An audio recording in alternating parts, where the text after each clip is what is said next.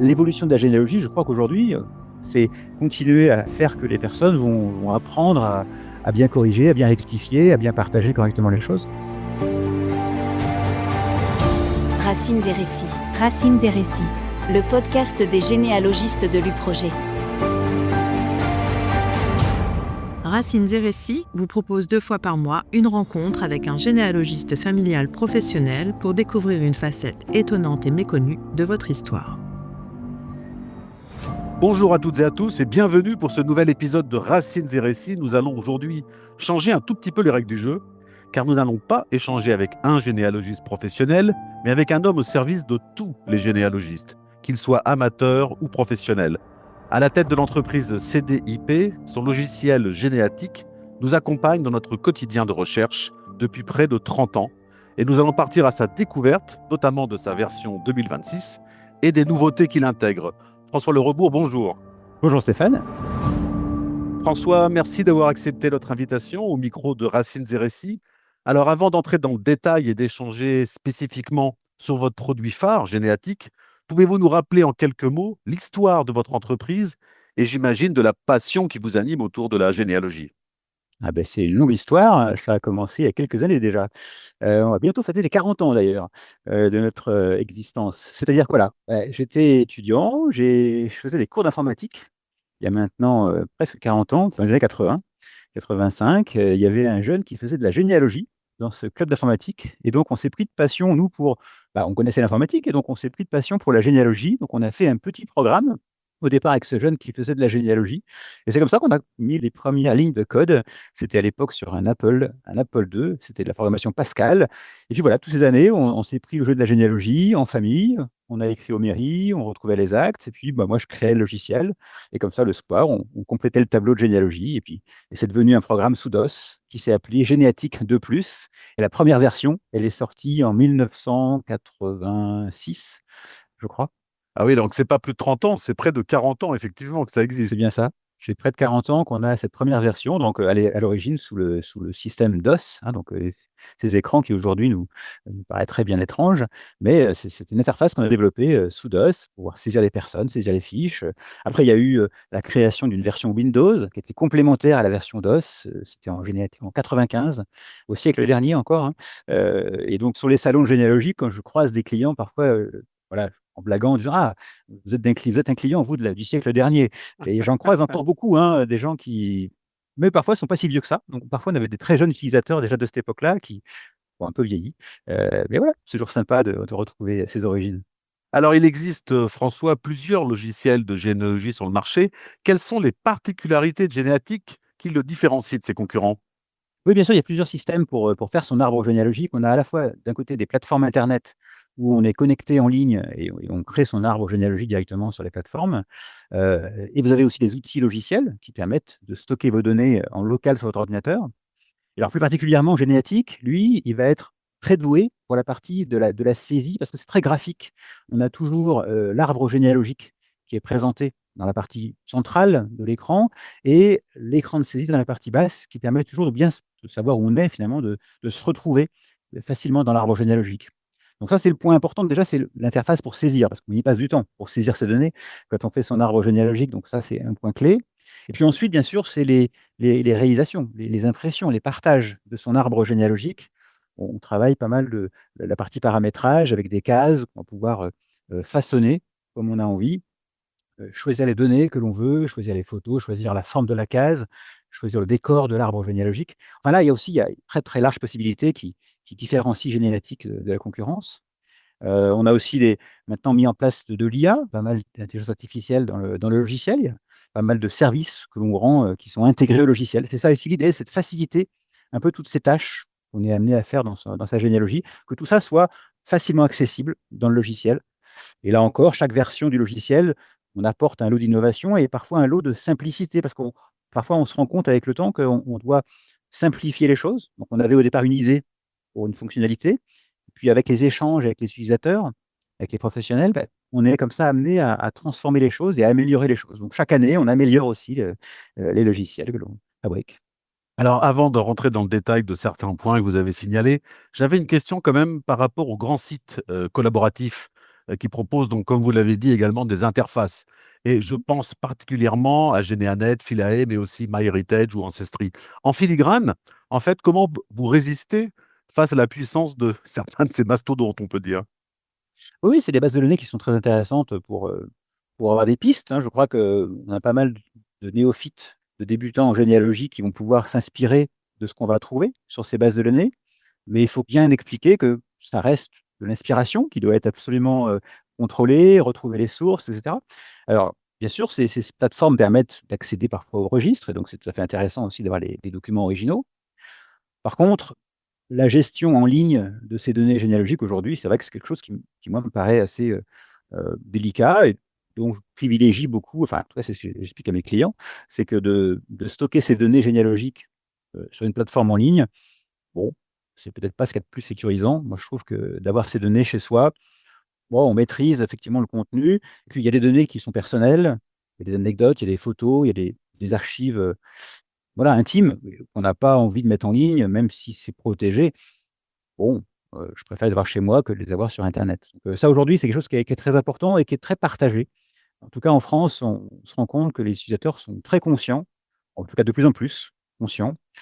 Pas conscients quand je démarre, parce que peut-être quand je suis débutant, j'ai pas forcément, l'impression que j'ai des données qui me sont personnelles et puis quand on avance dans ces recherches, je crois que de plus en plus, les gens se disent: «Oui, c'est intéressant de pouvoir de stocker de l'information personnelle, de l'information intime» et là, peut-être, on prend conscience que de la mettre en local, ça prend son sens. Alors, vous avez parlé de l'intelligence artificielle qui est maintenant intégrée dans votre, logiciel. Quelle est son utilité pratiquement et est-ce que c'est uniquement pour de la transcription ou de la traduction? Et surtout, comment valider qu'elle ne génère pas d'erreurs, par exemple? Dans le logiciel, à la fois, comme vous dites, pour les transcriptions, donc un document manuscrit, un document dactylographié, on peut demander à l'IA de nous aider à transcrire. Alors, plutôt que transcription, on a plutôt, nous, appelé ça dans le logiciel une pré-transcription, pour bien vous faire comprendre que, bah, oui, c'est pas l'outil magique, hein, malheureusement, c'est pas aujourd'hui, aussi performant qu'on aimerait que ça le soit. Donc c'est évidemment une pré-transcription, c'est une aide intéressante. J'ai pas mal de clients qui me disent: «Ah oui, des fois j'ai un doute, ça me donne des idées sur ce que ça pourrait être». Donc le logiciel est là pour essayer de trouver des idées. Évidemment, c'est parfois, 100 correct. C'est parfois, 20 correct, c'est parfois 0 correct. Non, c'est vrai que l'IA est là pour nous aider, voire parfois pour inventer. Malheureusement, c'est ça, hein, on est sur de l'IA générative. Donc, ça parfois, il n'arrive pas à comprendre, ce qu'on lui met sous les yeux et donc ça lui arrive de dérailler. Mais voilà, ça, on s'en rend compte, enfin, on peut supposer qu'on s'en rende compte. Bah, en tout cas, si on s'en rend pas compte, alors faut pas utiliser l'IA parce que si on n'est pas capable d'interagir avec ce que l'outil propose, c'est pas satisfaisant. Donc non, l'idée, c'est bien ça, c'est d'utiliser un outil qui est pas infaillible, mais comme quand vous demandez à un copain de vous aider sur un acte, ouah, il vous aide comme il peut vous aider, il est pas non plus infaillible. On n'a pas tous chercheurs, experts, sous la main et donc voilà, et même l'expert parfois peut se tromper. Je Comme dirais vous l'avez dit, en généalogie, il faut toujours contrôler, en fait, ce que vous avez dit sur les grands sites collaboratifs. On ne prend jamais pour argent comptant une information qu'on trouve. Je pense qu'il en va de même, effectivement, pour cette pré-transcription. Je pense à la paléographie notamment, c'est une aide pour commencer à déchiffrer, j'allais dire, mais il ne faut pas effectivement s'arrêter là. voilà, vous avez des spécialistes en paléographie et qui sont tout à fait intéressants à consulter, voire à prendre des cours avec eux, pour améliorer votre expérience. En tout cas, voilà, l'IA peut apporter, quand c'est des documents qui sont de grandes dimensions, parfois 2 pages, 3 pages, un inventaire après décès, des documents pas si anciens, parfois dactylographiés, parfois pas. Bah, c'est tout à fait pertinent d'avoir l'intégralité du document de 3 pages transcrite, pré-transcrite en quelques secondes. C'est un contenu intéressant qu'on peut après résumer, qu'on peut après retravailler. On a mis en place également au niveau de l'IA la traduction. On peut faire des transcriptions, de latin, des transcriptions d'allemand, voire même de cyrillique, enfin des documents qui seraient en russe ou autre. Voilà, tout ça c'est pertinent et la traduction permet de récupérer un document peut-être qui serait lisible un peu plus que le latin que j'ai oublié. Donc voilà, ça peut être un moyen de faire quelques petits pas comme ça avec l'outil. Mais l'IA, c'est aussi des petits gadgets sympas qu'on a rajouté cette année, un gadget sur la colorisation d'une image. On a tous des photos noir et blanc qu'on a récupérées en famille et ces photos noir et blanc, on peut demander à les recolorer avec le logiciel génétique. Donc ça permet du coup de proposer ces photos-là en couleur à nos proches. Et ben, j'ai beaucoup observé que le fait de proposer une photo en couleur à côté de la photo noir et blanc, ça faisait beaucoup plus travailler les souvenirs et souvent, les gens me disent: «Waouh, mais oui, c'est vrai. Ah ben oui, c'est vrai, il avait, tel vêtement à tel endroit» et voilà, la photo couleur, du coup, fait beaucoup mieux travailler les souvenirs. Donc, mais parfois, j'ai aussi des gens qui me disent: «Non, la photo noir et blanc, c'est quand même la photo sérieuse que je dois conserver». Bien sûr, hein, on conserve les 2 choses côte à côte, et on peut choisir après dans l'outil de faire apparaître l'une ou faire apparaître l'autre. J'ai une question aussi sur les mises à jour. Comment vous faites? Est-ce que vous faites appel au retour d'expérience de vos utilisateurs, de vos clients? Et je pense ici aussi bien aux amateurs qu'aux professionnels et pas que du projet, je précise. Alors, les mises à jour, c'est effectivement chaque année, hein, j'ai toutes mes équipes qui développent des logiciels. J'ai des gens à plein temps, hein, qui travaillent mes logiciels. J'ai parfois des clients qui me disent: «Ah moi, la mise à jour, j'en prends une sur 5, hein». Alors je dis: «Bah, vous avez raison, je vais dire ça à mes salariés, je vais les payer une année sur 5». L'ingénieur en question qui doit travailler toute l'année a priori pour développer les nouveaux logiciels. Non, non, évidemment, j'ai des salariés à plein temps, on est en France, on fait travailler nos ingénieurs français pour, développer et je contribue aussi largement, je suis aussi ingénieur, je suis aussi largement contributeur de l'innovation dans Géniatique et alors, eh bien, toute l'année, on développe des fonctionnalités, on corrige aussi les problèmes qu'on nous remonte, parce qu'il y a aussi des petites failles qui peuvent apparaître dans le logiciel et on est toujours très attentif à les corriger, parce qu'on a des utilisateurs qui ont des bases de données très importantes, hein. On a parfois des utilisateurs qui ont 100 000, 200 000, 1 million de personnes. C'est plus vraiment des généalogies personnelles, mais c'est des bases importantes. Une association de généalogie qui regroupe des familles, qui fusionne pas mal de branches dans tous les sens, jusqu'à l'utilisateur qui démarre avec 50 fiches, puis 100 fiches et déjà il a mis 2 ans à trouver 300 personnes. Et voilà, on a donc les 2 extrêmes d'utilisateurs, et puis on a aussi les professionnels, de la généalogie qui ont aussi des besoins un peu plus spécifiques et donc on répond aussi largement à ces besoins. Alors, tout ça, comment on procède pour faire ces innovations? Évidemment, je suis à la fois présent dans les associations de généalogie, enfin, je vais, régulièrement dans des salons de généalogie, sur lesquels on rencontre nos utilisateurs, on rencontre nos ambassadeurs aussi, puisqu'on a aussi un programme d'ambassadeurs, d'amateurs éclairés qui nous accompagnent pour, passer la bonne parole de Généatique et donc, convaincre aussi les adhérents de leur association. Et puis, ces professionnels qu'on rencontre aussi sur les salons, à l'occasion de visio comme la vôtre. On fait aussi des formations plus spécifiques avec des associations ou avec des professionnels. Et tout ça, en fait, me font remonter, toutes ces personnes me font remonter un tas d'idées du logiciel, un tas d'améliorations, un tas de choses qui parfois sont mal comprises. Et donc, quand c'est une chose qui est mal comprise, je me dis: «Bah, il faut qu'on travaille autrement, peut-être qu'on ajuste un petit peu la manière de faire». Et donc, on est amené comme ça, comme je le disais, à retravailler des fonctionnalités. Elles sont mal perçues. Bon, bah, il faut qu'on trouve une autre solution pour, arriver au même objectif, peut-être même encore l'améliorer, cette fonctionnalité et peut-être la simplifier par un libellé à changer, peut-être un mot-clé qui est parfois pas bien choisi. Puis plus globalement, c'est dans nos recherches de généalogie, toutes ces personnes qui font de la généalogie autour de moi. Moi, j'ai plus trop le temps de faire de la généalogie directement personnellement, mais j'ai encore mon père qui est pas loin pour faire son arbre, qui me pose plein de questions souvent sur comment améliorer les choses. Et puis voilà, largement, les forums aussi utilisateurs. Et enfin, j'ai une équipe de bêta-testeurs où toutes les semaines, je fais le point avec eux. On passe 2 heures, 3 heures ensemble souvent.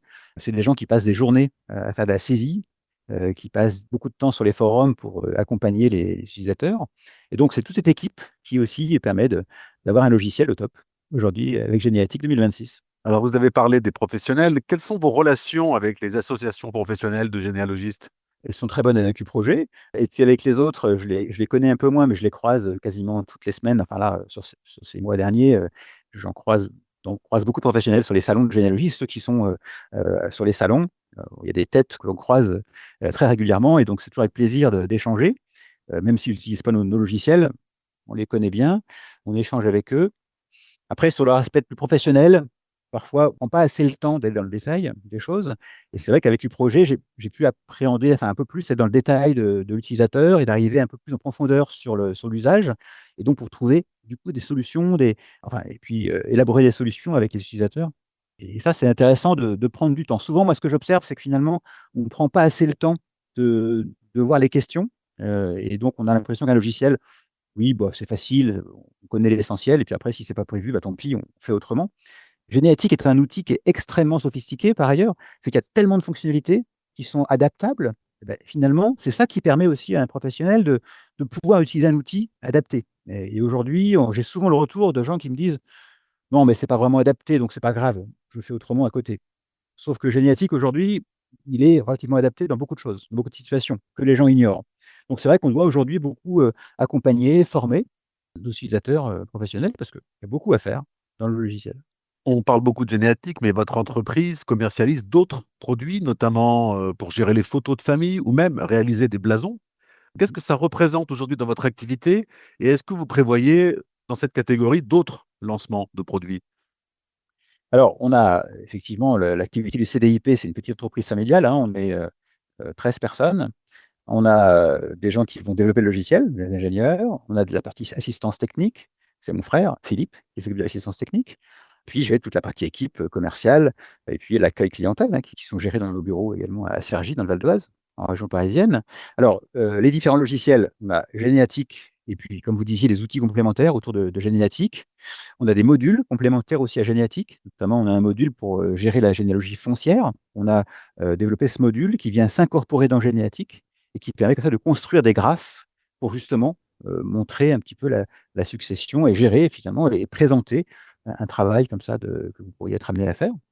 On a des outils, comme vous disiez, autour de la photo de famille, la mise en page de photos, la création d'albums photos. Là, on se déplace un petit peu vers des loisirs du type scrapbooking, de montage photo, d'albums photos. Et donc, c'est des outils qu'on a développés, mais qui sont aussi beaucoup utilisés pour la généalogie, parce que finalement, les photos de famille, on a envie de les présenter. On a souvent des clients qui vont faire l'album pour un mariage, et donc ils vont pouvoir comme ça présenter des photos, les photos anciennes, les enfants, les rencontres, etc. Et du coup, ça débouche un petit peu sur la photo principalement, mais c'est la famille qui peut être mise en avant. Et notre grosse activité aussi, c'est une solution de tablette tactile pour les personnes âgées. Donc là encore était l'idée on est en famille, on veut continuer à communiquer avec les anciens. Bah, parfois, on a 90 ans, on a un oncle un peu âgé, l'ordinateur c'est compliqué, la souris il n'y arrive plus trop. Bah, on a développé une solution qui va sur tablette tactile et qui va simplifier l'interface de la tablette. Et ça, c'est du coup également une solution qu'on pousse. Voilà, c'est les gens comme vous et moi qui avons des proches âgés à qui on peut préconiser une telle solution. Alors François, j'ai une dernière question, un peu plus personnelle. Comment voyez-vous l'évolution de la généalogie en France? Parce que c'est quand même une grande passion nationale. Et est-ce que vous ressentez une évolution dans sa pratique à travers vos clients, par exemple? Bah, on a des interrogations autour de l'ADN, hein. On a souvent des personnes qui sont soit très pour, soit très contre la gestion du test ADN. Et donc, ça peut toujours être intéressant d'expliquer un petit peu les tenants et aboutissants de cette problématique. Alors, ça peut être une évolution, effectivement, de la généalogie. Ça peut aussi taper de travers, donc à voir un peu la problématique. Ensuite, j'ai toujours l'impression que les bases de données qui fleurissent sont tellement une source d'erreurs au final qu'il y a toujours un très gros travail d'analyse et d'enquête moi je me souviens quand on a commencé nos recherches de généalogie, en famille, il y a presque 40 ans maintenant, on avait publié déjà très vite des données sur Minitel, à cette époque, puis après sur Génianet et cetera. Et il y a pas très longtemps, mon père m'a dit: «Bah, tu sais là sur cette branche-là, on s'est planté en fait, on a pris une mauvaise branche». Donc on a republié, enfin Lucien a republié du coup la nouvelle branche. Sauf que maintenant, en sans arrêt, il a des messages qui lui disent: «Non, non, ce que tu as publié, c'est faux. La version BOM, c'est la version qui était là avant». Oui, non, ce qui était avant, c'est nous qui l'avions mis en ligne. Mais oui, mais c'était faux. Donc on a voulu corriger et on n'arrive pas. Cette information fausse, elle continue à se propager, à se diffuser et l'information qui a été rectifiée, bah, elle est dans une petite branche dans un coin, mais elle n'est pas en place. Donc en fait, l'évolution de la généalogie, je crois qu'aujourd'hui, c'est c'est continuer à faire que les personnes vont apprendre à bien corriger, à bien rectifier, à bien partager correctement les choses. J'ai un peu l'impression que ça sera un travail sans fin parce qu'on aura toujours de la donnée fausse qui circulera et donc on aura toujours du mal à déterminer la bonne et la vraie et la bonne et la fausse. Donc Mais en tout cas, ce voilà. qu'on retient, François, ce qu'on retient, c'est que la maîtrise de ces données, c'est vraiment quelque chose d'essentiel et qu'effectivement, c'est pour ça qu'utiliser un logiciel spécifique, plutôt que de tout mettre en ligne, effectivement, est préférable sans doute pour l'utilisateur. Je crois que mettre en ligne, c'est intéressant pour partager, mais ensuite pour gérer les choses, complètement et sérieusement, chez soi, ça prend son sens. François, un grand merci pour votre participation à Racines et Récits qui nous a permis de mieux connaître votre entreprise et son fondateur. Merci beaucoup, François. Merci à vous Stéphane. Vous venez d'écouter le 15e épisode de Racines et Récits. Ce programme, disponible sur toutes les plateformes de lecture, est présenté par Stéphane Demazure et réalisé par Julien Riquier. N'hésitez pas à vous abonner et à nous laisser un commentaire. Vous pouvez aussi le retrouver sur le site de notre association upro-g.fr. Rendez-vous pour notre prochain épisode le 5 décembre en compagnie de Stéphanie Couturier, avec qui nous allons apprendre que nos voitures ont aussi une histoire à transmettre. À bientôt.